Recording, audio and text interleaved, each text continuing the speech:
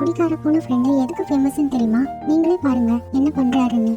என் மகனே, யாரு? ஏசப்பா, நீங்க தான் பேசுறீங்களா? இல்லனா யாராவது ஜூம் கால் மைக் அன்மியூட் பண்ணிட்டாங்களா? நான் சொல்லுவதை கேள். மதுபானம் இரத்தவரணமாயிருந்து பாத்திரத்தில் பளபளப்பாய் தோன்றும் போது நீ அதை பாராதே, அது மெதுவாய் இறங்கும். முடிவிலே அது பாம்பை போல் கடிக்கும், விரியனை போல் தீண்டும். நிஜமா இதெல்லாம் எனக்கு பழக்கம் இல்லை ஏசப்பா. நான் நல்ல பூனைதான். இப்போதான் நம்ம ஃப்ரிட்ஜ்ல இருந்த கிரேப் ஜூஸ் குடிச்சேன்.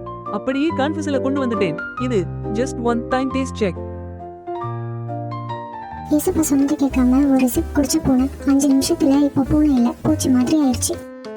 ஐயோ, யாருக்கு வேதனை, யாருக்கு துக்கம், யாருக்கு சண்டைகள், யாருக்கு புலம்பல், யாருக்கு காரணமில்லாத காயங்கள், யாருக்கு இரத்தங்கலங்கின கண்கள்? மதுபானம் இருக்கும் இடத்திலே தங்கி தரிப்பவர்களுக்கும் கலப்புள்ள சாராயத்தை நாடுகிறவர்களுக்கும் தானே. ஆமா ஏசப்பா, நீங்க சொன்னது கேட்டிருக்கணும். நான் தான் இக்னோர் பண்ணிட்டேன். மன்னிச்சிடுங்க ஏசப்பா. நான் சத்தியமா சொல்றேன், நான் இனிமேல் இதை டச் பண்ணவே மாட்டேன். சும்மா ஸ்மெல் பண்ணுறது கூட நோ. பாவம் இந்த பூனை. ஏசப்பா பேச்சை ஃபர்ஸ்டே கேட்டிருக்கலாம். இதுக்கு பிறகாது இந்த பூனை ஏசப்பா சொல்றதை கேட்டு ஒழுக்கமா இருக்குமா பாப்போம்.